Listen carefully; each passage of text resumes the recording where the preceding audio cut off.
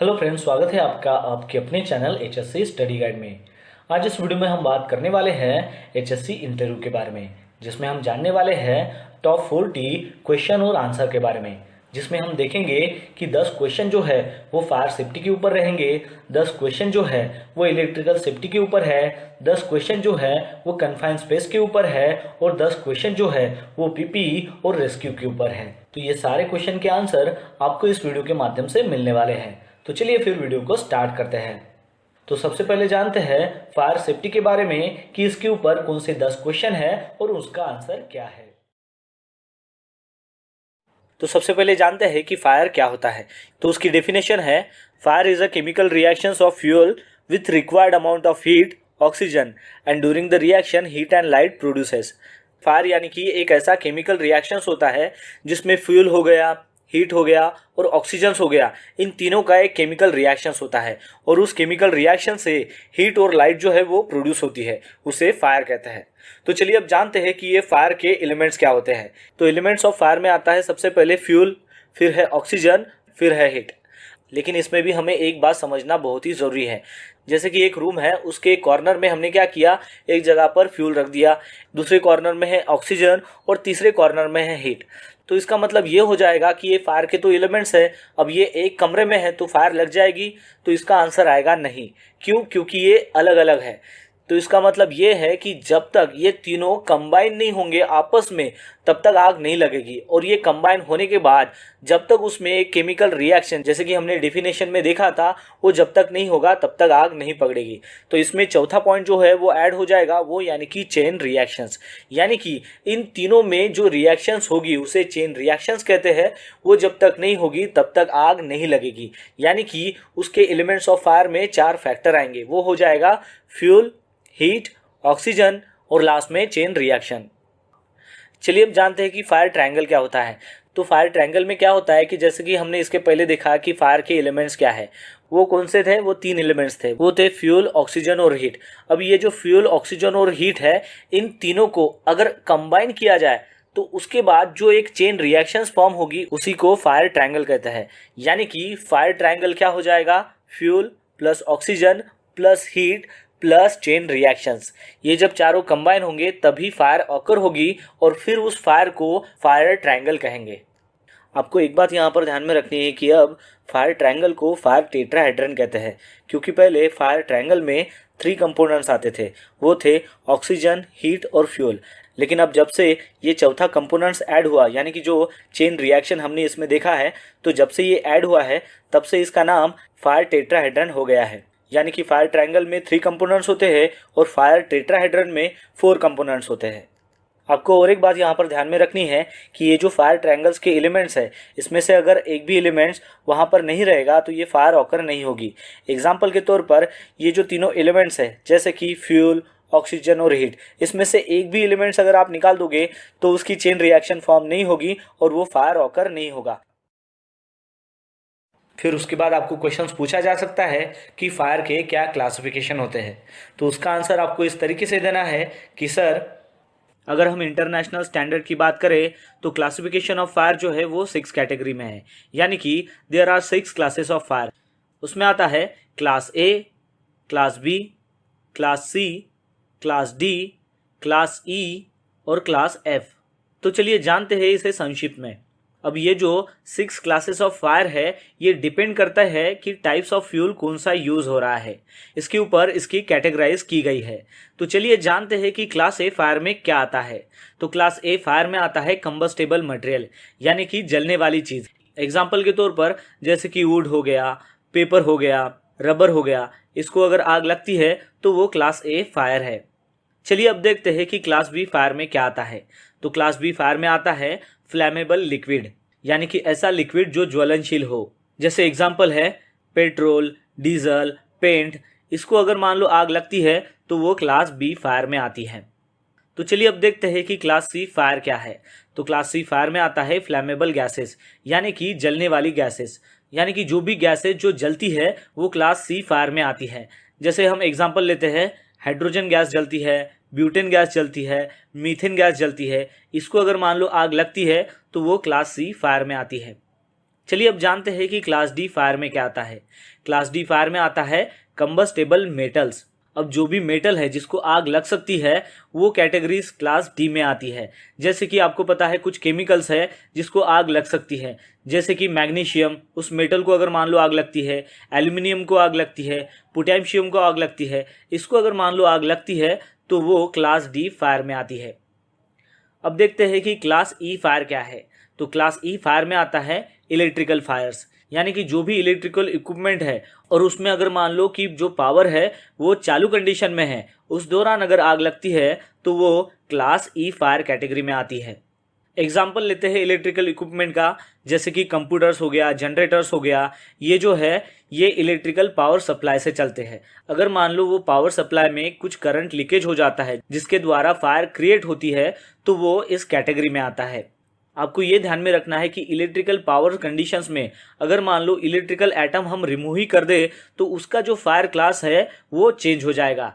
यानी कि जो कंप्यूटर है उसको हमने पावर सप्लाई दिया लेकिन वो पावर सप्लाई कट ऑफ कर दिया, बाद में उसे अगर मान लो आग लगती है तो उसका जो फायर का जो क्लास है वो चेंज हो जाएगा।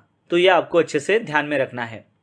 फिर देखते हैं कि क्लास एफ फायर क्या है। तो क्लास एफ फायर में आता है कुकिंग ऑयल्स। एग्जाम्पल के तौर पर हम लेते हैं कि किचन फायर। जब भी आपके किचन को अगर मान लो आग लगती है तो वो क्लास एफ फायर कैटेगरी में आती है। तो इस प्रकार हमने फायर के जो है वो 6 क्लासेस देखे हैं एज पर इंटरनेशनल स्टैंडर्ड। अगर हम इंडियन स्टैंडर्ड की बात करते हैं तो वहाँ पर शुरू में फायर के जो है वो 4 क्लासेस ही आते थे, वो यानी कि class A fire, class B fire, class C fire और क्लास डी फायर। और फिर बाद में उसमें और एक क्लास ऐड हो गया जो था क्लास एफ फायर। यानी कि अब हम इंडियन स्टैंडर्ड की बात करें तो इंडियन स्टैंडर्ड में टोटल 5 टाइप के फायर क्लासेस होते हैं। इलेक्ट्रिकल फायर जो है वो इंडियन स्टैंडर्ड में कंसीडर नहीं किया जाता। तो चलिए अब देखते हैं कि फायर एक्सटिंग्विशर के कितने टाइप्स होते हैं। खासतौर से अगर देखा जाए तो फायर एक्सटिंग्विशर के 5 मेन टाइप होते हैं। उसमें आता है water type fire extinguisher, second आता है foam type fire extinguisher, third आता है dry powder fire extinguisher, fourth आता है कार्बन डाइऑक्साइड फायर एक्सटिंग्विशर और फिफ्थ में आता है वेट केमिकल फायर एक्सटिंग्विशर। आपको ये जानना बहुत ही ज़रूरी है कि वाटर टाइप जो फायर एक्सटिंग्विशर है उसके भी डिफरेंट वर्जन्स आते हैं। यानी कि वाटर टाइप फायर एक्सटिंग्विशर के भी डिफरेंट दो जो है वो डिफरेंट वर्जन है। वो है वाटर मिस्ट एक्सटिंग्विशर और दूसरा है वाटर स्प्रे एक्सटिंग्विशर। लेकिन ये जो दोनों है वो वाटर की ही फॉर्म है, इसलिए उसको एक ही कैटेगरी में डिवाइड किया गया है। और एक फायर एक्सटिंग्विशर है जिसका नाम है ड्राई पाउडर, उसके भी डिफरेंट वर्जन है। एक है ड्राई पाउडर स्टैंडर्ड एक्सटिंग्विशर और दूसरा है ड्राई पाउडर स्पेशलिस्ट एक्सटिंग्विशर। अब ये दोनों जो डिफरेंट वर्जन है वो एक ही कैटेगरी में आते हैं, यानी कि ड्राई पाउडर में, इसलिए इसको एक ही कंसीडर किया जाता है। इसका मतलब ये हुआ कि फायर एक्सटिंग्विशर के जो सब वर्जन है उसको अगर हम कंसीडर करते हैं तो total 8 type of fire extinguisher हो जाते हैं। लेकिन अगर हम मेन फायर एक्सटिंग्विशर की बात करें तो उसके टोटल 5 टाइप है। आपको और एक बात ध्यान में रखनी है कि ऐसा कोई भी फायर एक्सटिंग्विशर नहीं है कि जो सभी क्लासेस ऑफ फायर पर चल सकेगा। फिर उसके बाद आपको क्वेश्चन पूछा जा सकता है कि वाटर फायर एक्सटिंग्विशर के बारे में आप क्या जानते हो। तो उसके लिए आपको ये आंसर देना है कि सर, तो वाटर टाइप फायर एक्सटिंग्विशर जो है वो क्लास ए फायर के लिए ज़्यादातर यूज़ किया जाता है। तो वाटर टाइप फायर एक्सटिंग्विशर को हम कैसे पहचानेंगे? तो सबसे पहले जो है वो फायर एक्सटिंग्विशर के ऊपर वाटर लिखा हुआ रहेगा और दूसरी बात उसका जो लेबल कलर रहेगा वो रहेगा ब्राइट रेड। इसकी वजह से आप उसको इजीली आइडेंटिफाई कर सकते हो। वाटर टाइप फायर एक्सटिंग्विशर जो है वो खास तौर से ऑर्गेनिक मटेरियल जैसे कि पेपर हो गया, वुड हो गया, इसके ऊपर इसका इस्तेमाल किया जाता है।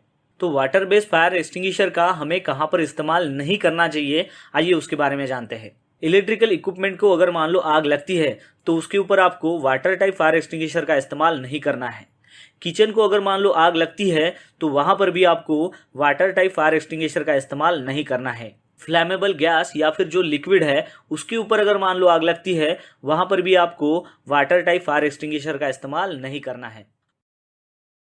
फिर उसके बाद आपको ये क्वेश्चन पूछा जा सकता है कि फोम टाइप फायर एक्सटिंग्विशर के बारे में आप क्या जानते हो। तो उसके लिए आपको ये आंसर देना है कि सर, फोम टाइप जो फायर एक्सटिंग्विशर है वो ज़्यादातर यूज़ होता है क्लास बी फायर के ऊपर, लेकिन उसका इस्तेमाल क्लास ए फायर पर भी कर सकते हैं क्योंकि वो वाटर बेस है। Foam type of fire extinguisher को हम कैसे पहचानेंगे? तो उसका जो लेबलिंग कलर है वो रहता है क्रीम कलर का और उसके ऊपर फोम लिखा हुआ रहता है। तो हम उसको इजीली आइडेंटिफाई कर सकते हैं। Foam type of fire extinguisher को खास तौर से जो ऑर्गेनिक मटेरियल है जैसे कि पेपर हो गया, कार्डबोर्ड हो गया, वुडन हो गया, इसके ऊपर हम उसका इस्तेमाल कर सकते हैं। इसके साथ साथ जो फ्लैमेबल लिक्विड है जैसे कि पेंट हो गया, पेट्रोल हो गया, उसके ऊपर भी इसका इस्तेमाल कर सकते हैं। तो फोम टाइप फायर एक्सटिंग्विशर का इस्तेमाल कहाँ पर नहीं करना चाहिए, आइए उसके बारे में बात करते हैं। तो किचन टाइप की जो फायर होती है उसके ऊपर आपको फोम टाइप फायर एक्सटिंग्विशर का इस्तेमाल नहीं करना है। इलेक्ट्रिकल इक्विपमेंट को अगर मान लो आग लगती है तो उसके ऊपर भी आपको फोम टाइप फायर एक्सटिंग्विशर का इस्तेमाल नहीं करना है। और मान लो मेटल को अगर आग लगती है तो उसके ऊपर भी आपको फोम टाइप फायर एक्सटिंग्विशर का इस्तेमाल नहीं करना है। फिर उसके बाद आपको क्वेश्चन पूछा जा सकता है कि ड्राई पाउडर जो एक्सटिंग्विशर है उसके बारे में आप क्या जानते हो। तो उसके लिए आपको ये आंसर देना है कि sir, dry powder fire extinguisher जो है वो क्लास ए, क्लास बी और क्लास सी फायर जो है उसके ऊपर हम इसका इस्तेमाल कर सकते हैं, इसलिए हम उसको एबीसी टाइप फायर एक्सटिंग्विशर कहते हैं। तो अब हम ड्राई पाउडर फायर एक्सटिंग्विशर को कैसे पहचानेंगे कि उसके ऊपर पाउडर जो वर्ड है वो लिखा हुआ रहता है और उसका जो लेबलिंग कलर है वो ब्लू कलर का रहता है, जिसकी वजह से हम उसको इजीली आइडेंटिफाई कर सकते हैं। ड्राई पाउडर फायर एक्सटिंग्विशर का जो इस्तेमाल है वो आप ऑर्गेनिक जो मटेरियल्स है जैसे कि पेपर है, कार्डबोर्ड है, वुड है, इसके ऊपर तो कर सकते हो। साथ ही साथ जो फ्लैमेबल लिक्विड है जैसे कि पेंट, पेट्रोल, इसके ऊपर भी कर सकते हो। और उसके साथ ही फ्लैमेबल जो गैसेस है जैसे कि एलपीजी गैस है, एसिटिलीन गैस है, उसके ऊपर भी आप इसका इस्तेमाल कर सकते हो। अब बात करते हैं कि ड्राई पाउडर फायर एक्सटिंग्विशर जो है वो कहाँ पर इस्तेमाल नहीं करना चाहिए। तो जो कुकिंग ऑयल है उसके ऊपर अगर मान लो आग लगती है तो वहां पर आपको ड्राई पाउडर एक्सटिंग्विशर का इस्तेमाल नहीं करना है। 1000 वोल्ट के ऊपर वाले जो इलेक्ट्रिकल इक्विपमेंट है उसको अगर मान लो आग लगती है वहां पर भी आपको डीसीपी टाइप फायर एक्सटिंग्विशर का इस्तेमाल नहीं करना है। फिर उसके बाद आपको ये क्वेश्चन पूछा जा सकता है कि कार्बन डाइऑक्साइड फायर एक्सटिंग्विशर के बारे में यानी कि CO2 फायर एक्सटिंग्विशर के बारे में आप क्या जानते हो। तो उसका आंसर आपको इस तरीके से देना है कि सर, तो CO2 टाइप जो फायर एक्सटिंग्विशर है वो खास तौर से जो इलेक्ट्रिकल टाइप की जो फायर होती है उसके ऊपर इसका इस्तेमाल किया जाता है। आपने देखा होगा कि जो कंप्यूटर सर्वर जो रूम होती है उसके बाहर ज़्यादातर हम CO2 टाइप फायर एक्सटिंग्विशर रखते हैं। अब हम CO2 टाइप फायर एक्सटिंग्विशर को कैसे पहचानेंगे। तो वो जो फायर एक्सटिंग्विशर है उसके ऊपर CO2 लिखा हुआ रहेगा और साथ ही में उसका जो लेबलिंग कलर है वो ब्लैक रहेगा, उसकी वजह से हम उसको इजीली आइडेंटिफाई कर सकते हैं। अब आइए जानते हैं कि CO2 टाइप फायर एक्सटिंग्विशर का इस्तेमाल कहाँ पर करना चाहिए। तो फ्लैमेबल जो लिक्विड है जैसे कि पेंट हो गया, पेट्रोल हो गया, इसको अगर आग लगती है तो आप CO2 टाइप फायर एक्सटिंग्विशर का इस्तेमाल कर सकते हो। और दूसरा इलेक्ट्रिकल फायर, इलेक्ट्रिकल इक्विपमेंट को अगर मान लो आग लगती है तो वहां पर भी आप CO2 टाइप फायर एक्सटिंग्विशर का इस्तेमाल कर सकते हो। चलिए अब बात करते हैं कि CO2 टाइप फायर एक्सटिंग्विशर का इस्तेमाल कहाँ पर नहीं करना चाहिए। खास तौर से जो किचन फायर होती है उसके ऊपर आपको CO2 टाइप फायर एक्सटिंग्विशर का इस्तेमाल नहीं करना है। कंबस्टेबल मटेरियल जैसे कि पेपर हो गया, वुड हो गया या फिर टेक्सटाइल हो गया, उसके ऊपर आपको CO2 टाइप फायर एक्सटिंग्विशर का इस्तेमाल नहीं करना है। फ्लैमेबल जो मेटल है जैसे कि मैग्नीशियम हो गया, पोटेशियम हो गया, उसको अगर मान लो आग लगती है तो वहां पर भी आपको CO2 टाइप फायर एक्सटिंग्विशर का इस्तेमाल नहीं करना है। फिर उसके बाद आपको क्वेश्चन पूछा जा सकता है कि वेट केमिकल फायर एक्सटिंग्विशर के बारे में आप क्या जानते हो।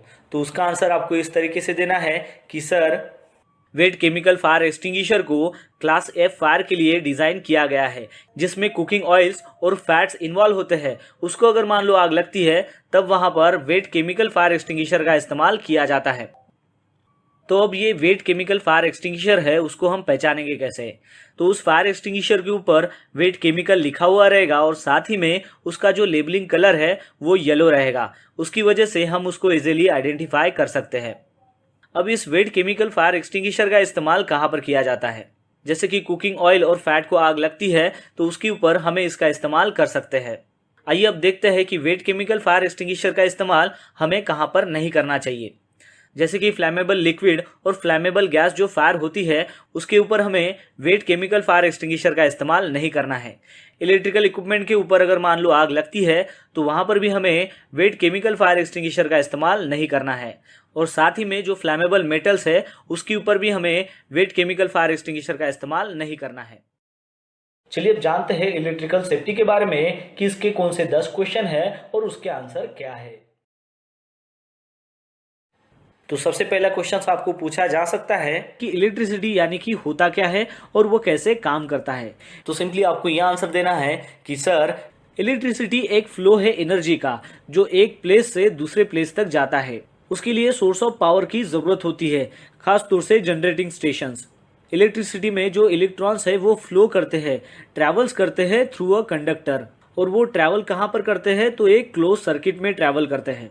अब जानते हैं कि इलेक्ट्रिकल टर्म्स में बहुत सारे ऐसे वर्ड आते हैं जैसे कि current, circuit, resistance, conductors, grounding, insulators. तो इसका मीनिंग क्या होता है ये हम जानते हैं। करंट यानी कि एक इलेक्ट्रिकल मूवमेंट है जिसको एम्पियर में मेजर किया जाता है।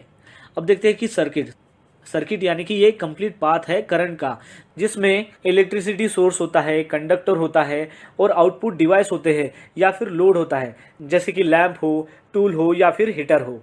फिर देखते हैं रेजिस्टेंस क्या है। रेजिस्टेंस यानी कि रेस्ट्रिक्शंस टू इलेक्ट्रिकल फ्लो, यानी कि इलेक्ट्रिकल फ्लो होने के लिए जो रेस्ट्रिक्शंस होती है उसे रेजिस्टेंस कहते हैं। अब देखते हैं कि कंडक्टर्स क्या है। कंडक्टर्स यानी कि उसमें से जो इलेक्ट्रिसिटी है वो फ्लो करती है एक जगह से दूसरी जगह तक।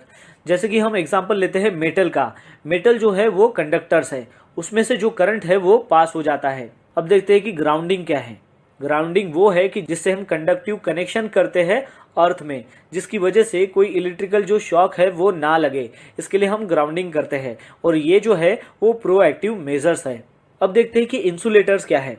इंसुलेटर्स एक ऐसा सब्सटेंस की जिसकी हाई रेजिस्टेंस कैपेसिटी है इलेक्ट्रिसिटी के लिए, जैसे कि ग्लास हो, पोर्सेलिन हो, प्लास्टिक हो, ड्राईवुड हो।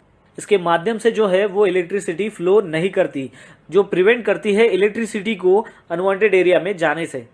अब देखते हैं कि इलेक्ट्रिकल इंजुरीज क्या है। There are two main types of electrical injuries. Electrical injuries के टोटल दो मेन टाइप्स होते हैं, एक होता है डायरेक्ट और दूसरा होता है इनडायरेक्ट। तो डायरेक्ट में क्या होता है, इलेक्ट्रिकल शॉक की वजह से इलेक्ट्रिक्यूशन हो सकता है या फिर डेथ भी हो सकती है। और फिर है इलेक्ट्रिकल शॉक और उसके बाद आता है बर्न्स यानी कि जलना। और दूसरा जो टाइप है वो है इनडायरेक्ट, उसमें आता है फॉल्स, मतलब इलेक्ट्रिक शॉक लगा और इलेक्ट्रिक शॉक लगने से आदमी को कुछ नहीं हुआ, लेकिन उस इलेक्ट्रिक शॉक लगने से वो आदमी ऊंचाई से नीचे गिर गया, जिसके कारण मान लो उसको गंभीर चोट आई या फिर उसकी डेथ हो गई, तो वो इनडायरेक्ट आएगा। जो इलेक्ट्रिकल शॉक है वो हमें कब रिसीव होता है, जब इलेक्ट्रिकल करंट हमारे बॉडी से जब पास होता है तब हमें इलेक्ट्रिकल शॉक जो है वो रिसीव होता है। अब देखते हैं कि शॉक की सेवरिटी क्या है। तो शॉक की जो सेवरिटी है वो तीन चीज़ों के ऊपर डिपेंड करती है। सबसे पहला है उसका पाथ, फिर है अमाउंट ऑफ करंट और थर्ड है ड्यूरेशंस। तो फर्स्ट वन है पाथ, यानी कि path of current through the body, मतलब जो इलेक्ट्रिक शॉक लगा है वो कौन से पाथ से आपके बॉडी में जा रहा है, जैसे कि आपके हाथ से या फिर पैर से, सर से, बॉडी का जो भी पाथ है उस पाथ के ऊपर डिपेंड करता है। सेकंड है अमाउंट ऑफ करंट, यानी कि जो करंट लगा है वो कितने अमाउंट में आपके बॉडी में फ्लो कर रहा है, जैसे कि एम्पियर्स, कितने एम्पियर्स है, 30 एम्पियर्स है, 40 एम्पियर्स है, 100 एम्पियर्स है, उसके ऊपर वो डिपेंड करता है। और थर्ड है ड्यूरेशंस, यानी कि जो शॉक लगा है और जो करंट आपके बॉडी में पास हो रहा है उसकी लगभग जो है वो ड्यूरेशंस कितनी है, इसके ऊपर शॉक की सेवरिटी डिपेंड होती है। आपको ये बात ध्यान में रखनी है कि जिसका लो वोल्टेज है, इसका मीनिंग ये नहीं है कि उसका हजार्ड लो है, उसका जो हजार्ड है वो ज़्यादा भी हो सकता है। वो डिपेंड करता है इन तीन चीज़ों के ऊपर कि कौन से पास से जो है वो करंट पास हो रहा है, उस करंट का जो है वो अमाउंट कितना है जो आपके बॉडी में पास हो रहा है और कितने ड्यूरेशंस तक वो पास हो रहा है। अब देखते हैं कि path of current flow in body के थ्रू जो करंट फ्लो होता है उसके लिए जो मोस्ट क्रिटिकल पाथ है वो है आपका हार्ट, यानी कि हार्ट के थ्रू अगर मान लो कोई करंट अगर पास हो रहा है तो उसका सबसे ज़्यादा इम्पैक्ट हो सकता है। जैसे कि contact from hand to hand, एक हैंड से अगर मान लो आपको इलेक्ट्रिक शॉक लगा और दूसरे हैंड से भी आपको इलेक्ट्रिक शॉक लगा तो उसके बीच में जो आपका हार्ट आता है तो उस इलेक्ट्रिकल शॉक की वजह से जो है आपका जो हार्ट है उस करंट पासिंग फ्लो में आ रहा है, तो उसका इम्पैक्ट जो है वो सबसे ज़्यादा हो जाता है। सेकंड है हैंड टू फुट, यानी कि अगर आपका हाथ ऊपर में है और वहाँ पर आपको इलेक्ट्रिक शॉक लगा है और नीचे में भी जो है वो इलेक्ट्रिकल शॉक जो है वो फ्लो हो रहा है, तो उस बीच में जो है आपका हार्ट आता है, तो उस वजह से आपके हार्ट के ऊपर जो है वो सबसे ज़्यादा इम्पैक्ट हो सकता है। और थर्ड है हेड टू फुट, यानी कि आपके सर और आपके पैरों के बीच में जो आपका हार्ट आता है उसके बीच में अगर मान लो करंट फ्लो हो रहा है तब भी आपके हार्ट के ऊपर बहुत बड़ा इम्पैक्ट हो सकता है। यानी कि पहला क्या है, contact from hand to hand, second है हैंड टू फुट और थर्ड है हेड टू फुट। अगर मान लो कांटेक्ट जो हो रहा है वो फुट टू फुट हो रहा है या फिर अदर एरियाज में जहां पर आपका हार्ट नहीं आ रहा है, तो वहां पर जो है आपके ऊपर जो इम्पैक्ट होने वाला है इलेक्ट्रिक शॉक की वजह से वो कम हो सकता है, यानी कि उसकी जो सेवरिटी है वो कम हो सकती है। अब देखते हैं कि इलेक्ट्रिकल शॉक जो है वो कितने हद तक डेंजर है।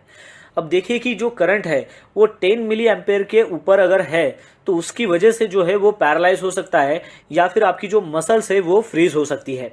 अगर मान लो कि करंट जो है वो 75 मिली एम्पियर के ऊपर है तो क्या हो सकता है कि आपके जो हार्ट बीट्स है वो रैपिडली जो है वो पंपिंग कर सकते हैं या फिर अच्छी तरह से वो पंपिंग नहीं करेंगे, और जिसकी वजह से कुछ मिनटों में ही डेथ हो सकती है जब तक आपके पास डिफिब्रिलेटर नहीं आता। डिफिब्रिलेटर तो आपको पता ही होगा, यानी कि एडी। जब भी आपके हार्ट बीट्स या फिर आपकी जो सांसें है वो रुक जाती है तब आपके ऊपर एडी अप्लाई किया जाता है, जिसकी वजह से आपके हार्ट बीट्स और आपकी जो सांसें है वो रिकवर होने के चांसेस बढ़ जाते हैं। अब देखते हैं कि इलेक्ट्रिसिटी के हजार्ड्स क्या है और उसके प्रोटेक्टिव मेजर्स क्या है। तो हजार्ड है इनएडुकेट वायरिंग। अगर वायरिंग अच्छी नहीं रही तो आपको इलेक्ट्रिक शॉक लग सकता है, वो एक हजार्ड है। एक्सपोज इलेक्ट्रिकल पार्ट्स, जो भी इलेक्ट्रिकल पार्ट्स है वो अगर मान लो एक्सपोज हो चुका है तब भी वो एक हजार्ड है। वायर्स विद बैड इंसुलेशंस, जो भी वायर्स है उसका इंसुलेशन अगर प्रॉपर नहीं है तब भी आपको इलेक्ट्रिक शॉक लग सकता है। Ungrounded electrical system and tools, यानी कि जो भी इलेक्ट्रिकल सिस्टम या फिर टूल्स आप यूज कर रहे हो वो अगर मान लो अनग्राउंडेड है वो भी एक हजार्ड है। और लोडेड सर्किट्स, जो भी सर्किट्स के ऊपर आप काम कर रहे हो उसकी जो कैपेसिटी है वो मान लो 100 एम्पियर है और उसके ऊपर अगर आपने ज़्यादा लोड दे दिया तो वो ओवरलोड हो जाएगा, यानी कि ओवरलोड सर्किट हो जाएगा, वो भी एक हजार्ड है। Damage power tools and equipment, अगर आप डैमेज पावर टूल्स या फिर इक्विपमेंट का यूज़ करते हो तभी वो एक हजार्ड है। Using the wrong PPE and tools, जब भी आपको कोई इलेक्ट्रिकल सर्किट में काम करना है उसके रिगार्डिंग अगर आपने पीपीई यूज़ नहीं की या फिर आपने गलती से दूसरा टूल्स यूज़ कर लिया तब भी वो एक हजार्ड है। ओवरहेड पावर लाइन्स, ऊपर में जो भी पावर लाइन्स है वो भी एक हजार्ड है। हमने जो भी हजार्ड्स देखे हैं वो सब जो है हजार्ड्स वो और भी खतरनाक हो जाते हैं जब वो वेट कंडीशंस में होते हैं, यानी कि पानी के कंडीशंस में अगर वो आते हैं। इसकी वजह से जो है वो burns injury, electric shock, fire and explosion, arcing, ये सारे जो है वो इलेक्ट्रिकल हजार्ड्स हैं। आइए देखते हैं कि अब इसके प्रोटेक्टिव मेजर्स क्या है। तो सबसे पहला है कि प्रॉपर ग्राउंडिंग। जब भी आप कोई इलेक्ट्रिकल सर्किट में काम कर रहे हो तो उसका आपको ग्राउंडिंग करना बहुत ही ज़रूरी है। दूसरा है यूज़ GFCI, यानी कि ग्राउंड फॉल्ट सर्किट इंटरप्टर, या फिर आप ELCB का भी इस्तेमाल कर सकते हैं, यानी कि अर्थ leakage circuit breaker. Use fuse and circuit breakers, जो भी इलेक्ट्रिकल कनेक्शंस है उसमें आपको प्रॉपर जो है वो फ्यूज़ का इस्तेमाल करना है और सर्किट ब्रेकर का इस्तेमाल करना है। गार्ड लाइव पार्ट्स, जो भी इलेक्ट्रिकल का लाइव पार्ट्स है उसको गार्ड करना बहुत ही ज़रूरी है। लॉगआउट टैगआउट, जहाँ पर भी आप लाइव वायरिंग में काम कर रहे हो तो वहाँ पर आपको लॉगआउट टैगआउट लगाना बहुत ही ज़रूरी है। Proper use of flexible cords, जो भी फ्लेक्सिबल कॉर्ड्स है उसका आपको सही से इस्तेमाल करना है। क्लोज सर्किट पैनल्स, यानी कि जो भी इलेक्ट्रिकल पैनल्स है उसको क्लोज करके रखना है। अवॉइड वेट कंडीशंस, यानी कि वेट कंडीशंस में अगर मान लो आपको अगर काम करना हो उस वक्त आपको उस काम को अवॉइड करना है ताकि उस हादसे से आप बच सको। क्लोज इलेक्ट्रिक पैनल्स, जो भी इलेक्ट्रिकल पैनल्स है उसको ओपन कंडीशंस में नहीं रखना है, उसको क्लोज करके रखना है ताकि कोई भी अनऑथराइज्ड पर्सन्स उसके साथ कॉन्टैक्ट ना कर सके। और फिर है ट्रेनिंग, यानी कि जो भी पर्सन्स को लाइव वायरिंग में काम करना है वो बाकायदा ट्रेनिंग प्रोसेस से गुजरना है। फिर उसके बाद आपको क्वेश्चन पूछा जा सकता है इलेक्ट्रिकल एरिया क्लासिफिकेशन के बारे में। इलेक्ट्रिकल एरिया क्लासिफिकेशन 3 हिस्सों में बटा हुआ है, जैसे कि हाई वोल्टेज, मीडियम वोल्टेज और लो वोल्टेज। तो सबसे पहले है क्लास 1, जिसे डिवीजन 1 कहते हैं, और उसमें हाई वोल्टेज जो है वो 650 वोल्ट्स के ऊपर होता है। अब देखते हैं कि क्लास 1 डिवीजन 2 में क्या आता है। तो क्लास 1 डिवीजन 2 में है कि 250 वोल्ट से लेकर 650 वोल्ट तक जो भी करंट सप्लाई है उसे मीडियम वोल्टेज कहते हैं। और थर्ड वन है अनक्लासिफाइड, जिसमें लो वोल्टेज जो है वो 250 वोल्ट से नीचे होता है। तो इस प्रकार इन 3 हिस्सों में इलेक्ट्रिकल एरिया क्लासिफिकेशन किया गया है, हाई वोल्टेज, मीडियम वोल्टेज और लो वोल्टेज। फिर उसके बाद आपको क्वेश्चन पूछा जा सकता है कि what is ELCB, what is RCCB। ELCB का फुल फॉर्म होता है अर्थ लीकेज सर्किट ब्रेकर और RCCB का फुल फॉर्म होता है रेसिजुअल करंट सर्किट ब्रेकर।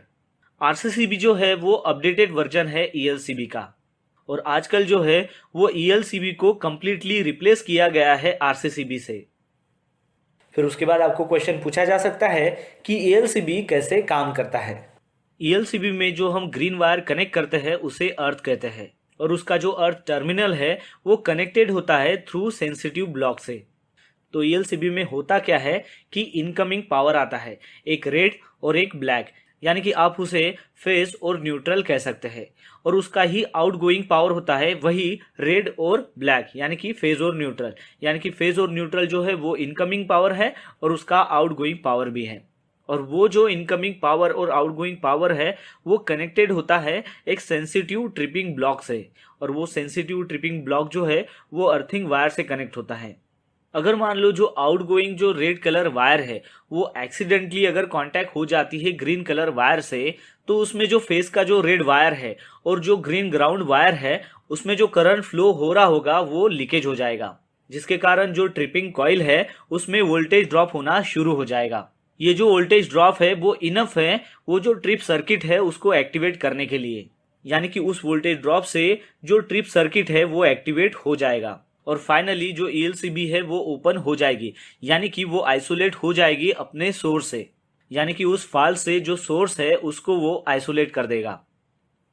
चलिए अब समझते हैं कि RCCB का फंक्शन कैसे होता है। RCCB यानी कि रेसिजुअल करंट सर्किट ब्रेकर। RCCB जो है वो काम करता है under the principle of core balance current transformer. तो RCCB का मेन फंक्शन जो होता है वो होता है मॉनिटरिंग का। वो क्या करता है कि जो फेज वायर है और जो न्यूट्रल वायर है उसमें कितना करंट फ्लो कर रहा है उसको वो मॉनिटर करता है। खास तौर से जो लोड होता है वो कनेक्टेड होता है अक्रॉस फेज और न्यूट्रल टर्मिनल से, यानी कि RCCB में जो कोर बैलेंस करंट ट्रांसफार्मर है वो मॉनिटर करता है कि फेज में और न्यूट्रल में कितना करंट है जो जा रहा है, यानी कि कितना करंट जो है वो फेज वायर में जा रहा है और कितना करंट जो है वो न्यूट्रल वायर से रिटर्न आ रहा है। मतलब ये कि अगर मान लो फेज वायर में 20 एम्पियर करंट जो है वो जा रहा है तो ऑब्वियसली है कि सेम करंट जो है यानी कि 20 एम्पियर जो करंट है वो रिटर्न आना चाहिए न्यूट्रल वायर से, यानी कि इन दोनों का जो करंट फ्लो है जो दोनों में सेम है वो हो जाएगा जीरो अपने कोर बैलेंस करंट ट्रांसफार्मर में। उस समय RCCB ऑपरेट नहीं होगी उस नॉर्मल कंडीशन में। चलिए कंसीडर करते हैं कि कोई अगर मान लो फॉल्ट हो गया या फिर किसी आदमी ने जो है वो लाइव फेज वायर को टच कर लिया, जिसके कारण क्या होगा कि जो लाइव वायर है और अर्थ है इन दोनों के बीच में जो करंट फ्लो है वो लीकेज हो जाएगा, यानी कि उसमें जो एग्जिस्टिंग लोड था, जो फेज का एग्जिस्टिंग लोड था वो था 20 मिली एम्पियर। अब जब आदमी ने उस फेज को टच किया तो उसमें से जो करंट फ्लो है वो लीकेज हो गया, यानी कि उसमें जो फॉल्ट करंट है और लीकेज करंट है वो अभी बढ़ जाएगा, यानी कि अब वो हो जाएगा 30 मिली एम्पियर। लेकिन हमारा जो न्यूट्रल वायर था वो कैरी कर रहा था 20 एम्पियर। अब जब ये लोड बढ़ गया यानी कि उसमें 10 एम्पियर जो लोड बढ़ गया है, अब वो जो लीकेज करंट है वो अनादर पाथ से जाएगा, यानी कि जो अर्थ का जो पाथ है उस पाथ से वो जाएगा। तो ये जो डिफरेंस है कि पहले 20 एम्पियर लोड था अब वो हो गया है 30 मिली एम्पियर, तो ये जो लोड है वो RCCB डिटेक्ट करेगा, यानी कि वो सेंस करेगा थ्रू CBCT, यानी कि कोर बैलेंस करंट ट्रांसफार्मर के थ्रू। तो अब जो CBCT ने जो करंट लीकेज हुआ है उसको सेंस कर लिया, तो अब वो क्या करेगा कि जो अनबैलेंस करंट है वो सेंड करेगा रिले ऑपरेटिंग कॉइल्स को, और जब वो रिले ऑपरेटिंग कॉइल्स में पहुंच जाएगा तो फाइनली जो है RCCB ट्रिप हो जाएगा। इसकी वजह से क्या होगा कि वो जो फॉल्ट है उसकी वजह से जो करंट है वो आइसोलेट हो जाएगा। तो अब आपको पता चल गया होगा कि ELCB और RCCB के क्या फंक्शंस है और वो कैसा फंक्शन करता है। चलिए अब जानते हैं कन्फाइंड स्पेस सेफ्टी के बारे में कि इसके ऊपर कौन से 10 क्वेश्चन आपको पूछे जा सकते हैं और उसका आपने किस प्रकार आंसर देना चाहिए। तो सबसे पहले देखते हैं कि कन्फाइंड स्पेस यानी कि होता क्या है। तो कन्फाइंड स्पेस यानी कि ऐसा एरिया कि जहां पर लिमिटेड एक्सेस और इग्रेस होता है, यानी कि वो जो एरिया है वो पार्शियली इनक्लोज होता है, जहां पर ऑक्सीजन डिफिशियंसी या फिर ऑक्सीजन की इनरिचमेंट होने की संभावना ज़्यादा होती है। उसके साथ साथ जो फ्लैमेबल गैसेस है या फिर वेपर्स है वो वहां पर एक्यूमुलेट होने के चांसेस बढ़ जाते हैं। और ये जो कन्फाइंड स्पेस है ये कंटिन्यूअस ह्यूमन ऑक्यूपेंसी के लिए डिज़ाइन नहीं किया गया रहता है। इसका मतलब ये है कि ये जो कन्फाइंड स्पेस है ये रेगुलर काम करने के लिए डिज़ाइन नहीं किया गया रहता है, लेकिन फिर भी वहाँ पर वर्कर को या फिर एम्प्लॉय को वहाँ पर जाकर कुछ काम करने होते हैं, जैसे कि इंस्पेक्शन होना, क्लीनिंग होना, मेंटेनेंस होना या फिर कोई रिपेयर होना। कन्फाइंड स्पेस में छोटी सी ओपनिंग होती है जहाँ पर आपको एंट्री करने के लिए उसका इस्तेमाल करना पड़ता है, लेकिन उस एंट्री के वक्त आपका जो बॉडी पार्ट है वो वहाँ पर टच भी हो सकता है या फिर एग्जिट के दौरान आपको डिफ़िकल्टी हो सकती है। तो उस वक्त आपको रेस्क्यू प्रोसीजर के कंप्लायंस पता होना बहुत ही ज़रूरी है। तो चलिए देखते हैं कि कन्फाइंड स्पेस के हज़ार्ड्स क्या है। तो सबसे पहला हज़ार्ड है प्रेजेंस ऑफ टॉक्सिक गैसेस, तो यानी कि जहरीली गैसेस वहाँ पर प्रेजेंट हो सकती है, वो एक खतरा है। सेकंड है फायर एंड एक्सप्लोजन, यानी कि कन्फाइंड स्पेस में फायर एंड एक्सप्लोजन भी हो सकता है, वो भी एक हज़ार्ड है। थर्ड आता है पुअर वेंटिलेशंस, कन्फाइंड स्पेस चारों तरफ से जब क्लोज हो जाता है तो वहाँ पर नेचुरल एयर नहीं मिलती, जिसके कारण आपको प्रॉपर वेंटिलेशन नहीं मिलता, यानी कि पुअर वेंटिलेशंस, वो भी एक हज़ार्ड है। उसके बाद है पुअर इल्यूमिनेशंस, चारों ओर से कन्फाइंड स्पेस क्लोज होने के बाद वहाँ पर अंधेरा छा जाता है, जिसकी वजह से आपको दिखाई नहीं देता है, यानी कि पुअर इल्यूमिनेशंस, यानी कि वो भी एक हज़ार्ड है।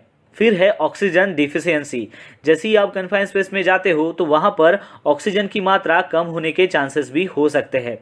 फिर आता है ऑक्सीजन एनरिचमेंट, जैसे मान लो ऑक्सीजन की मात्रा कन्फाइंड स्पेस में कम हो सकती है, वैसे ही ऑक्सीजन की मात्रा बढ़ भी सकती है। फिर आता है इम्प्रॉपर एक्सेस और इग्रेस, यानी कि जैसे ही आप कन्फाइंड स्पेस में काम करने के लिए जाते हो तो वहाँ पर बहुत ही लिमिटेड एक्सेस और इग्रेस अवेलेबल होता है, तो वो भी एक हज़ार्ड है। उसके बाद है सफोगेशंस, यानी कि नेचुरल एयर न होने के कारण वहाँ पर आपको सफोगेशन भी हो सकता है। फिर उसके बाद है एक्सट्रीम टेम्परेचर, यानी कि वहाँ पर बहुत ज़्यादा टेम्परेचर भी हो सकता है। चलिए अब बात करते हैं कि जब भी आपको कन्फाइंड स्पेस में काम करना हो तो आपको क्या प्रिकॉशंस लेना बहुत ही ज़रूरी है। तो सबसे पहले आपको कन्फाइंड स्पेस में काम करने के लिए PTW चाहिए, PTW यानी कि परमिट टू वर्क। उसके बाद जो भी पर्सन्स को कन्फाइंड स्पेस में काम करना है उन सभी के पास कन्फाइंड स्पेस एंट्री ट्रेनिंग होना बहुत ही ज़रूरी है। उसके बाद कन्फाइंड स्पेस में काम करने से पहले उस कन्फाइंड स्पेस में गैस टेस्टिंग होना बहुत ही ज़रूरी है, और गैस टेस्टिंग जो है वो ऑथराइज पर्सन से ही होनी चाहिए, यानी कि AGT मतलब ऑथराइज गैस टेस्टर। उसके बाद जब भी आपको कन्फाइंड स्पेस में काम करना है तो वहाँ पर होल वॉचर होना बहुत ही ज़रूरी है, जिसके पास एंट्री और एग्जिट लॉक शीट रहेगी। उसके बाद जो भी पर्सन्स कन्फाइंड स्पेस में काम कर रहे हैं उनके साथ रेगुलर बेसिस पर कम्युनिकेशन बनाए रखना है। उसके बाद वहाँ पर प्रॉपर वेंटिलेशन देना बहुत ही ज़रूरी है, जैसे कि हम वहाँ पर एग्जॉस्ट फैन लगाकर वेंटिलेशन प्रोवाइड कर सकते हैं। फिर उसके बाद वहाँ पर प्रॉपर इल्यूमिनेशन होना चाहिए। इल्यूमिनेशन के लिए आपको 24 वोल्ट का लाइट ही वहाँ पर इस्तेमाल करना है। फिर उसके बाद आपको प्रॉपर एक्सेस और इग्रेस वहाँ पर प्रोवाइड कराना है। फिर उसके बाद इमरजेंसी रेस्क्यू प्लान वहाँ पर जितने भी पर्सन्स काम कर रहे हैं उन सबको पता होना चाहिए, मतलब इमरजेंसी के वक्त आपको क्या सावधानी बरतनी है उस सब के बारे में उन सभी को पता होना चाहिए। फिर उसके बाद इमरजेंसी रेस्क्यू इक्विपमेंट वहाँ पर अवेलेबल होनी चाहिए, जैसे कि स्ट्रेचर हो गया, हार्नेस हो गया, क्रेन हो गया या फिर ट्राइपॉड हो गया, स्काबा हो गया, फर्स्ट एड किट हो गई, ये सारे इमरजेंसी रेस्क्यू इक्विपमेंट वहाँ पर अवेलेबल होने चाहिए। फिर उसके बाद का क्वेश्चन आपको पूछा जा सकता है कि किस सर्कमस्टेंसेस में कन्फाइंड स्पेस का जो वर्क परमिट है वो इशू किया जाता है। तो उसके लिए आपको ये आंसर देना है कि सर प्रॉपरली वहाँ पर वेंटिलेशन होना चाहिए, गैस टेस्ट जो रीडिंग है वो सेटिस्फैक्टरी होनी चाहिए, lockout and tag out system अगर वहाँ पर एप्लीकेबल है तो वो वहाँ पर होनी चाहिए, वहाँ पर प्रॉपर एक्सेस होना चाहिए, प्रॉपर इल्यूमिनेशन वहाँ पर होना चाहिए, लो वोल्टेज इलेक्ट्रिसिटी होनी चाहिए, वहाँ पर उस एरिया को बैरिगेट और वहाँ पर साइन बोर्ड होना चाहिए, एंट्री जो अटेंडेंट है उसके पास लॉकशीट होनी चाहिए और सेफ्टी डिवाइसेस होनी चाहिए। तो ये जो सारी रिक्वायरमेंट्स है ये फुलफिल होने के बाद ही कन्फाइंड स्पेस का जो परमिट है वो इशू होना चाहिए। फिर उसके बाद का जो क्वेश्चन है वो आपको पूछ सकते हैं कि कन्फाइंड स्पेस का जो अटेंडेंट है वो कौन होता है। तो उसके लिए आपको ये आंसर देना है कि सर कन्फाइंड स्पेस का अटेंडेंट वो होता है कि जिसको कन्फाइंड स्पेस में होने वाले जो भी हज़ार्ड्स है उसके बारे में वो अवेयर हो, और साथ ही साथ उसको ये पता होना चाहिए कि अगर कन्फाइंड स्पेस में अगर कुछ गलत होता है तो उसके ऊपर उसने कैसे रिएक्ट करना चाहिए। और साथ ही में वो एबल होना चाहिए कि कन्फाइन स्पेस की एंट्री लॉक शीट जो है वो कैसे मेंटेन की जाती है। तो ये जो पॉइंट्स है ये आपको बताने हैं। फिर उसके बाद का क्वेश्चन वो आपको पूछ सकते हैं कि what are the duties of confined space attendant, यानी कि जो अटेंडेंट है उसकी क्या जिम्मेदारी है, उसकी क्या ड्यूटीज है, वो आपको बताना है। तो उसके लिए आपको ये आंसर देना है कि sir confine space entry attendant जो है वो रिस्पॉन्सिबल होता है कि कन्फाइन स्पेस में जो भी पर्सन्स इंट्रेंस के थ्रू गए हैं उस इंट्रेंस सेफ्टी के लिए ये जो अटेंडेंट है ये ऑलवेज प्रेजेंट होना चाहिए कि जहां कहीं भी पर्सन्स काम करने के लिए कन्फाइन स्पेस के अंदर गए हैं अटेंडेंट ने मेंटेन करना है और अपडेटेड करना है एंट्री लॉक शीट को। फिर उसके बाद है कि अटेंडेंट ने कंटिन्यूअस कम्युनिकेशन रखना है इंट्रेंट के साथ में। फिर उसके बाद है कि कन्फाइन स्पेस की जो भी कंडीशन है उसको मॉनिटर करना है ताकि सेफ वर्किंग जो एटमॉस्फेयर है वो इंश्योर हो सके। फिर उसके बाद उसने देखना है कि कोई भी अनऑथराइज पर्सन्स उस कन्फाइन स्पेस पे एंट्री नहीं करना चाहिए। फिर उसके बाद अटेंडेंट ने देखना है कि इन केस अगर कोई इमरजेंसी हो जाती है तो उसको अलार्म को इनिशिएट करना है हेल्प के लिए। और फिर उसके बाद है कि अगर कोई इमरजेंसी अगर हो जाती है तो जो भी एंट्रीज है उनको इवैक्यूएट करना है और साथ ही में जो भी रेस्क्यू पर्सन है उनको कांटेक्ट करना है उनकी हेल्प के लिए। तो ये जो सारे पॉइंट्स है ये आपको बताने हैं जब भी वो आपसे क्वेश्चन करेंगे कि कन्फाइन स्पेस अटेंडेंट की क्या ड्यूटीज होती है। फिर उसके बाद आपको सवाल पूछा जा सकता है कि कन्फाइन स्पेस के क्या एग्जाम्पल्स हैं। तो उसके लिए आपको आंसर देना है कि sir pipes, vessels, tanks, boilers, silos, ducts, excavation जिसकी जो डेप्थ है वो मोर देन 1.2 मीटर होती है, एक्सेट्रा। तो ये जो सारे एग्जाम्पल है ये कन्फाइन स्पेस के एग्जाम्पल हैं। फिर उसके बाद आपको सवाल पूछा जा सकता है कि कन्फाइन स्पेस के अंदर कौन से हजार्डस जॉब जो है होते हैं उसके नाम बताइए। तो उसके लिए आपको बताना है कि सर वेल्डिंग हो गया, गैस कटिंग हो गया, केमिकल क्लीनिंग हो गया, ग्राइंडिंग हो गया। तो ये जो सारे हैं ये हजार्डस जॉब जो है वो कन्फाइन स्पेस के अंदर होते हैं। फिर उसके बाद आपको ये सवाल पूछा जा सकता है कि कॉम्पिटेंट पर्सन कौन होता है। तो उसके लिए आपको ये आंसर देना है कि सर कॉम्पिटेंट पर्सन यानी कि ऐसा व्यक्ति जो प्रॉपरली ट्रेन हो और वो ऑथराइज हो किसी भी जॉब को सेफ मैनर में परफॉर्म करने के लिए। देखते हैं कि H2S गैस यानी कि होता क्या है। H2S गैस यानी कि hydrogen sulphide gas. Hydrogen sulphide gas जो है वो पॉइजनस गैस है यानी कि जहरीली गैस है और साथ ही में वो कोरोसिव गैस भी है जिसकी वजह से उसका अगर कॉन्सेंट्रेशन अगर कम भी रहा तो उस कम कॉन्सेंट्रेशन में वो आदमी की जान भी ले सकती है। हाइड्रोजन सल्फाइड को बहुत सारी इंडस्ट्री में अलग अलग नाम दिया गया है, जैसे उसका नाम है हाइड्रोजन सल्फाइड और एक उसे कहते हैं स्टिंग डैम भी कहते हैं, उसको सल्फ्यूरेटेड हाइड्रोजन भी कहते हैं, सोर गैस भी कहते हैं, रोटन एग गैस भी कहते हैं, हाइड्रोसल्फ्यूरिक एसिड भी कहते हैं और आखिर में उसको सल्फर हाइब्रिड भी कहते हैं। तो ये जो सारे वेराइटी ऑफ नेम्स है ये सारे हाइड्रोजन सल्फाइड के अलग अलग नाम हैं। चलिए अब जानते हैं पीपीई और रेस्क्यू के बारे में कि इसके ऊपर कौन से 10 क्वेश्चन आपको पूछे जा सकते हैं और उसका आपने किस तरीके से आंसर देना चाहिए। तो सबसे पहला क्वेश्चन आपको पूछा जा सकता है हेड प्रोटेक्शंस। हेड प्रोटेक्शंस ये हमें कब इस्तेमाल करना पड़ता है कि जब कोई मटेरियल्स ऊपर से नीचे गिर रहा हो या फिर कोई ऑब्जेक्ट जो है वो स्विंगिंग होता हो, उस कंडीशंस में हमें हेड प्रोटेक्शन पहनना बहुत ही ज़रूरी है क्योंकि अगर कोई फॉलिंग मटेरियल से हमें बचना हो तो हमें हेड प्रोटेक्शंस लगाना बहुत ही ज़रूरी है। हेड प्रोटेक्शन इस प्रकार डिज़ाइन किया जाता है ताकि वो जो स्टेशनरी ऑब्जेक्ट है उसके साथ अगर वो टकरा भी जाए तो आपको उतना ज़्यादा इम्पैक्ट नहीं होगा। जैसे कि हम हेड प्रोटेक्शन यूज़ करते हैं कैप्स या फिर हेयर नेट्स, वो कब जब भी आप मशीनरीज के ऊपर काम करते हो तो वहाँ पर इंटेंगलिमेंट होने का खतरा होता है, तो उस खतरे से बचने के लिए हमें हेड प्रोटेक्शन इक्विपमेंट का यूज़ करना पड़ता है। एग्जाम्पल के तौर पर कैप्स और हेयर नेट्स जो हमें मशीन में इंटेंगलिमेंट होने से बचा सके। तो चलिए कुछ एग्जांपल देखते हैं हेड प्रोटेक्शन के। तो सबसे पहले है हेलमेट्स, हार्ड हैट्स, बम कैप्स, गार्ड्स, एसेसरीज, ये हेड प्रोटेक्शन के एग्जांपल है। अब एग्जांपल देखते हैं कि ऐसे कौन सी एक्टिविटी है कि जहां पर हमें हेड प्रोटेक्शन का इस्तेमाल करना ज़रूरी होता है। तो सबसे पहले है कंस्ट्रक्शन और बिल्डिंग रिपेयर एक्टिविटी या फिर कोई टनल में काम करना या फिर एक्सकैवेशन में काम करना। दूसरा एग्जाम्पल है जब भी आप मोटरसाइकिल को ड्राइविंग करते हो तब आपको हेड प्रोटेक्शन पहनना बहुत ही ज़रूरी होता है। फिर उसके बाद आपको क्वेश्चन पूछा जा सकता है हैंड प्रोटेक्शंस। आपको पता है जब भी आप साइड पर कोई काम करते रहते हो तब आपका हार्म, हैंड्स और फिंगर्स इनको ज़्यादातर इंजुरीज होती रहती है। तो इस इंजुरीज को हमें अवॉइड करना हो तो हमें हैंड प्रोटेक्शन करने की बहुत ही ज़रूरत होती है। तो हैंड प्रोटेक्शन हमें कब इस्तेमाल करना पड़ता है? जब अगर मान लो हीट से बचना हो, कोल्ड से बचना हो, या फिर कोई वाइब्रेशन का काम हो उससे बचना हो, या फिर जहाँ पर जलने का खतरा हो उससे बचना हो, या फिर कोई शार्प ऑब्जेक्ट हो जिससे हमें कट हो सकता है, या फिर कोई बैक्टीरियोलॉजिकल रिस्क हो, या फिर कोई केमिकल कंटेमिनेशंस हो। इस एक्टिविटी के वक्त आपको हैंड प्रोटेक्शन इक्विपमेंट का यूज़ करना बहुत ही ज़रूरी है। चलिए कुछ एग्जाम्पल देखते हैं हैंड प्रोटेक्शन इक्विपमेंट के। वर्क ग्लोव्स एंड गाउटलेस, जैसे कि आप कंस्ट्रक्शन साइट पे आप काम करते हो तब आपको रबर हैंड ग्लोव्स होते हैं, कॉटन हैंड ग्लोव्स होते हैं, हेवी ग्लोव्स होते हैं, लाइट ड्यूटी ग्लोव्स होते हैं, फिर वेल्डिंग के जो लेदर ग्लोव्स होते हैं, ये सारे हैंड प्रोटेक्शन में आते हैं।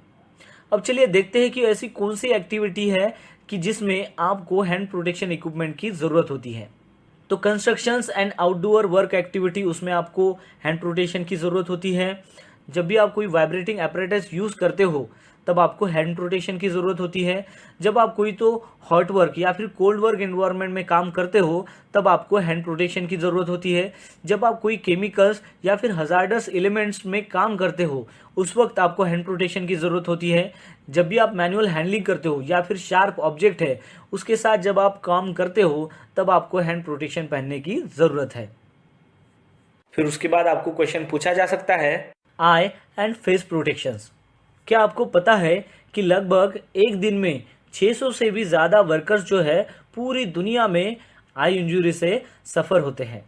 ऐसी इंजरीज को हम अवॉइड कर सकते हैं सिंपली अगर हम प्रॉपर आई और फेस प्रोटेक्शन पहने तो।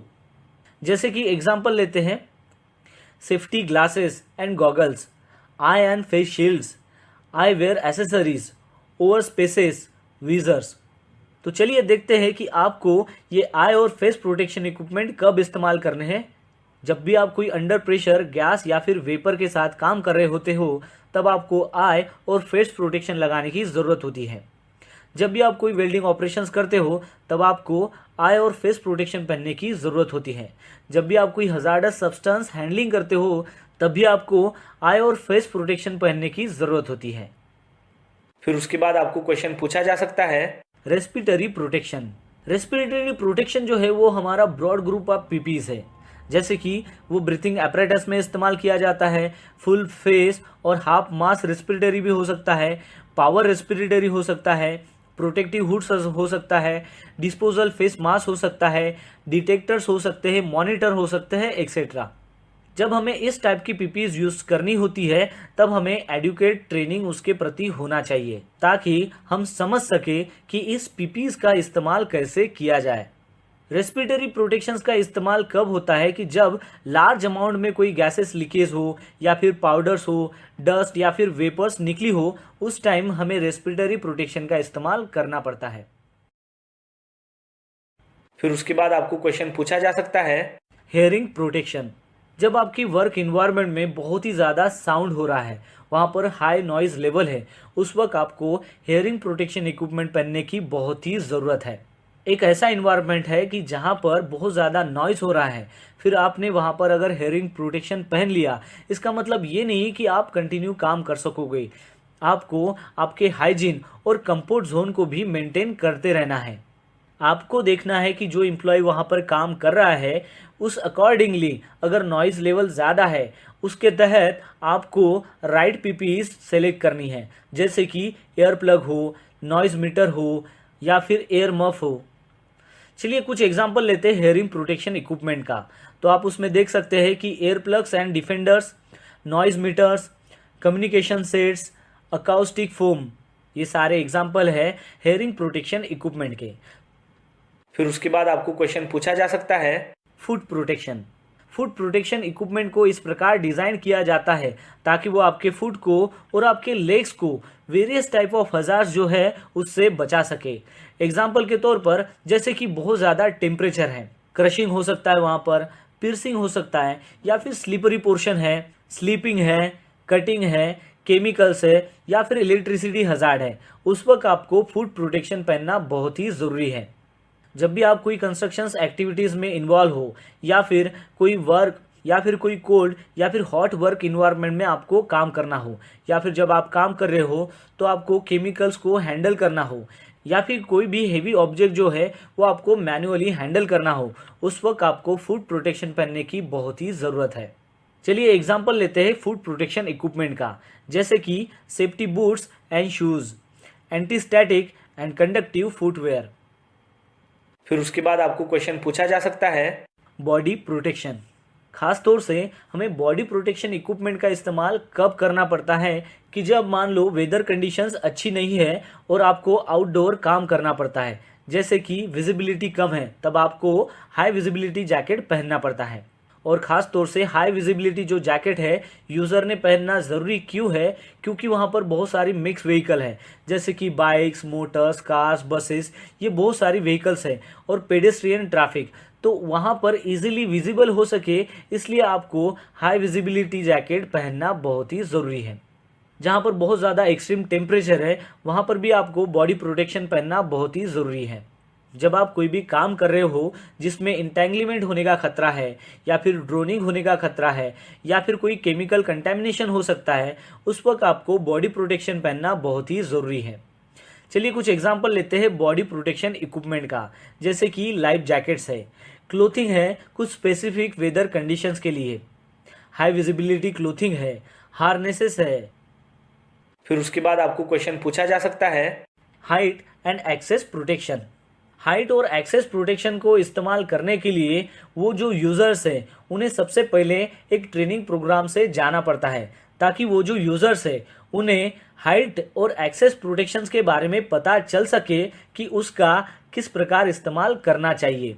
हाइट और एक्सेस प्रोटेक्शंस इक्विपमेंट जो है उसे कॉम्पिटेंट पर्सन्स के द्वारा पीरियडिकली, जैसे कि वीकली हो, 15 डेज हो या फिर 1 मंथ हो, इनमें उसको इंस्पेक्ट करना है और कॉम्पिटेंट पर्सन्स ही उसे डिसाइड करेगा कि ये अभी यूज़ करने के लिए फिट है कि नहीं है। अगर वो मान लो कि यूज़ करने के लिए फिट नहीं है या फिर वो डैमेज है तो उसे इमीडिएटली रिप्लेस करना है। तो चलिए एग्जांपल देखते हैं कि हाइट और एक्सेस प्रोटेक्शन इक्विपमेंट के क्या एग्जांपल्स हैं। जैसे कि फॉल अरेस्ट सिस्टम, ये हाइट एंड एक्सेस प्रोटेक्शन में आता है। Body harness, lowering harness, rescue lifting, energy absorbers and others, ये सारे जो है वो हाइट एंड एक्सेस प्रोटेक्शन के एग्जांपल्स है। फिर उसके बाद आपको क्वेश्चन पूछा जा सकता है फुल बॉडी हार्नेस, जिसे हम सेफ्टी बेल्ट भी कहते हैं। तो ये जो सेफ्टी बेल्ट है ये क्यों रिक्वायर होता है, चलिए जानते हैं। सेफ्टी बेल्ट जो है वो आदमी को प्रोटेक्ट करता है। जब भी कोई पर्सन ऊंचाई पर काम करता हो, जैसे कि एलिवेशन हो या फिर क्लोज जैसे लोकेशंस होता है या फिर कंटेनर्स हो, वहाँ पर अगर कोई पर्सन काम कर रहा है और काम करते वक्त अगर उसका जो बॉडी बैलेंस है वो अगर लूज हो जाए या फिर कहीं पर उसका पैर स्लिप हो जाए तो उसके कारण जो है वो नीचे गिरने की संभावना होती है। तो वो नीचे गिरकर उसको इंजरी ना हो, इसलिए ये जो है ये फॉल प्रोटेक्शन होता है, जिसका नाम है सेफ्टी बेल्ट। फिर उसके बाद आपको क्वेश्चन पूछा जा सकता है फुल बॉडी हार्नेस के क्या क्लासिफिकेशन होते हैं। फुल बॉडी हार्नेस की जो क्लासिफिकेशन है वो हम Indian standard industrial safety belt and harness उसके स्पेसिफिकेशन IS 3521 1999 के हिसाब से देखने वाले हैं। तो चलिए अब जानते हैं और देखते हैं कि ऐसे वो कौन से क्लासिफिकेशन हैं। तो इसमें जो है class A, class D, class E, class L और क्लास P होते हैं। तो चलिए अब देखते हैं कि ये क्या रिप्रेजेंट करता है। तो क्लास A का जो फुल बॉडी हार्नेस है वो रिप्रेजेंट करता है फॉल अरेस्टिंग को। उसका मतलब ये होता है कि इस क्लास का जो सेफ्टी बेल्ट है इसको इस तरीके से डिज़ाइन किया गया है ताकि जब भी कोई पर्सन ऊंचाई से गिरने वाला हो या फिर गिर रहा हो तो उस दौरान उसको ये जो बेल्ट है वहीं पर ही अरेस्ट कर लेता है और उसके बॉडी को सपोर्ट करता है।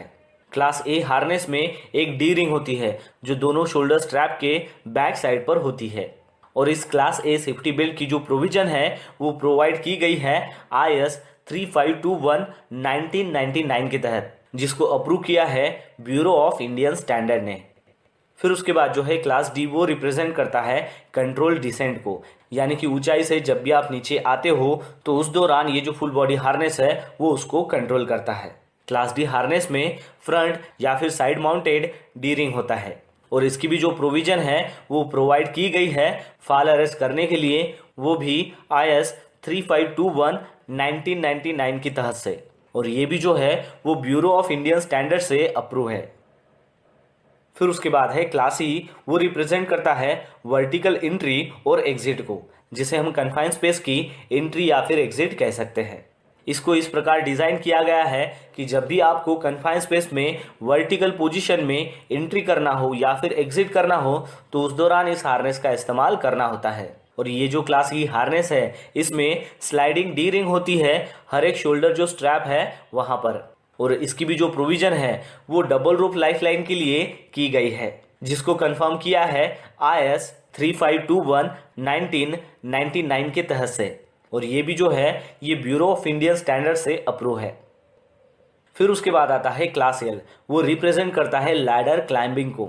तो इस टाइप का जो हार्नेस है वो इसलिए डिज़ाइन किया गया है ताकि जब भी आपको लैडर का इस्तेमाल करना हो या फिर टावर का इस्तेमाल करना हो और उसके ऊपर अगर आपको चढ़ना हो तो वहाँ पर इस हार्नेस का इस्तेमाल किया जाता है। तो इस टाइप के हार्नेस में एक या फिर दो डी रिंग होती है और वो जो डी रिंग है वो अटैच होती है हार्नेस के फ्रंट साइड में, और इस हार्नेस को भी कंफर्म किया गया है IS 3521 1999 के तहत से, और इसको भी जो है वो ब्यूरो ऑफ इंडियन स्टैंडर्ड ने अप्रूव किया है।